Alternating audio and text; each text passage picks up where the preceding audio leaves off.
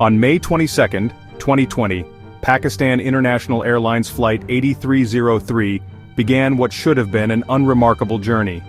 The flight was a domestic service scheduled to travel from Allama Iqbal International Airport in Lahore to Jinnah International Airport in Karachi.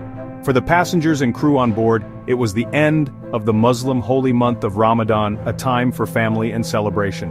The aircraft itself was an Airbus A322-14, a workhorse of the commercial aviation industry known for its reliability and safety record. On this particular day, the plane carried 91 passengers and a crew of 8, a total of 99 souls trusting in the machine and the professionals at the controls to deliver them safely to their destination. The flight itself proceeded without incident for most of its duration, a standard 90-minute trip across Pakistan. The weather in Karachi was clear with good visibility, presenting no obvious challenges for the experienced flight crew. The captain was a seasoned pilot with extensive flying hours, and his first officer was also well qualified. As the aircraft began its descent into Karachi, everything appeared normal. Air traffic controllers provided routine instructions and the pilots responded as expected. No one on the plane or in the control tower could have predicted the catastrophic chain of events that was about to unfold, turning a simple landing into a national tragedy. The atmosphere inside the cabin was likely one of quiet anticipation. Passengers would have been preparing for arrival, maybe looking out the windows at the sprawling city of Karachi below.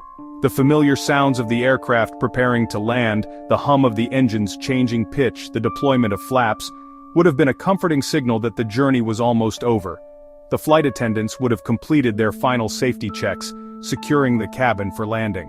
On the flight deck, however, a very different and far more dangerous situation was developing.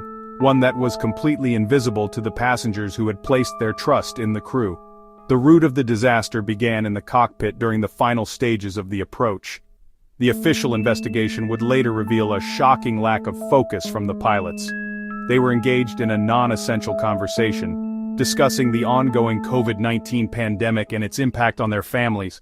This distraction caused them to miss critical steps in their landing checklist. They were flying too high and too fast, deviating significantly from the standard approach profile. This initial human error set the stage for a sequence of failures, each one compounding the last, pushing the state-of-the-art aircraft and its occupants ever closer to a point of no return. As Flight 8303 continued its dangerously unstable approach, the air traffic controller in Karachi noticed the aircraft's excessive altitude. He issued multiple warnings, advising the crew that they were still at 5,000 feet when they should have been much lower to safely land on runway 25 left. The pilots, seemingly overconfident and still distracted, disregarded these crucial alerts.